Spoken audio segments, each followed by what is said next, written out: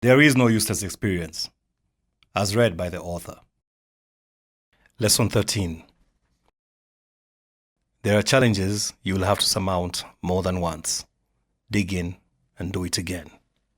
Freedom fighter Simon Bolivar, whose country, Bolivia, is named after him, said, "To do something right, you must do it twice. The first time instructs the second." It is not a mantra I honestly have lived by much, but I have come to recognize it has its place. Throughout my high school years, I was a very athletic young man. I played table tennis, manned the posts at goal in football, and swam for the school team, winning many medals in individual medley and freestyle. There wasn't an ounce of fat on me, but woe unto me after my feet hit the famed land of the free and home of the brave. That freedom began to expand me sideways. I wasn't even aware of it much because I was surrounded by people who were as huge as I was or huger than I was. They didn't even use the word fat. They would use politically correct terminologies like big.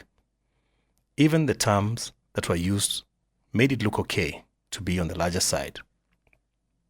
After I got back, I went through a period of depression, and that didn't help these weighty matters.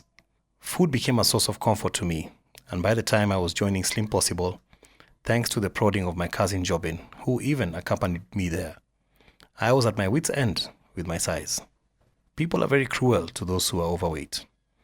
Overweight people are considered lazy, incompetent, and less attractive. Jokes about finishing all the food in sight are used arbitrarily. When people insult an oversized person, they just won't say that so-and-so is stupid. They will make a point of adding that they are fat and stupid. Your size is conjoined to the said stupidity. Being overweight invites anyone to discuss your size with you, even strangers. People will give you stares if the lift doors you are in are not closing. Never mind that they found you there. They avoid sitting next to you in public vehicles. Sometimes even family members and spouses will ridicule other weighty people in your presence, which makes you real uncomfortable because you know those people are just like you. This I have experienced firsthand. To cope with the ridicule, one often proceeds to eat more, thinking after all, the world hates you and only the food doesn't. This is what they call comfort eating. Being in a weight loss show with other people struggling was one of the best things that ever happened to me. I sincerely thank Citizen TV and Lillian Muli and all the other behind-the-scenes guys like Carol Kamau for the concept of the Slim Possible show. It's a pity that it's not ongoing as I read this.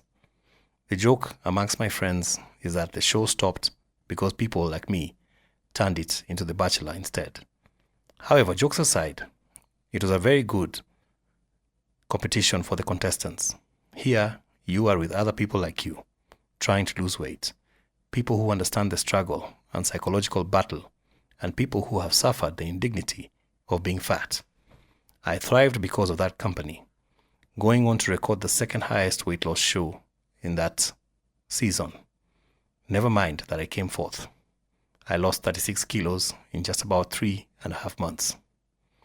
I ran a lot in that time, discovering a knack for running that I never knew existed in me.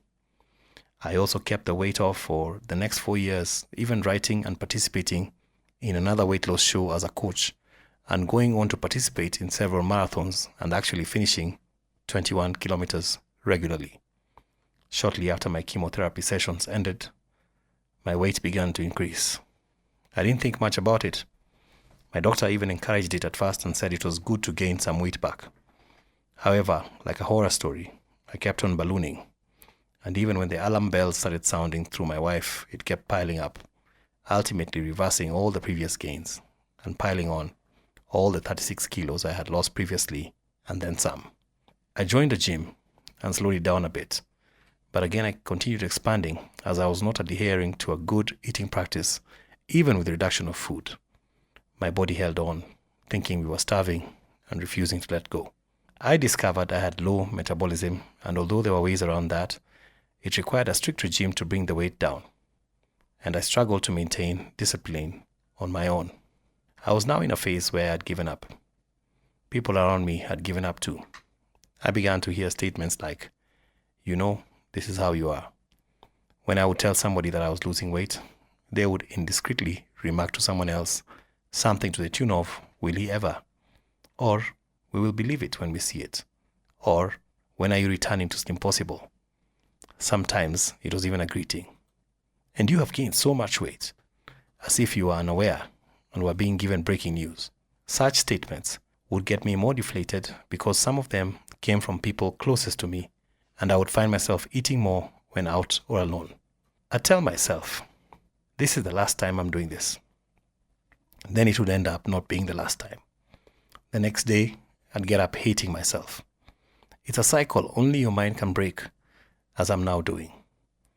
This challenge in many ways has been the greatest hurdle of my life. I could talk about this one in a whole book. At the time of my writing this one, it is the one challenge that is ongoing. It is not a past story, but one that is present continuous. I am struggling, and hopefully, by the time I finish with this book, I'll be talking about how I'm winning. I take comfort in the knowledge that I have done this and won before, and with the very same body, and so I know I can do it again. It is why for the first time Bolivar's words make sense to me. To do something right, you must do it twice. The first time instructs the second. Are you like me? Let's do this again.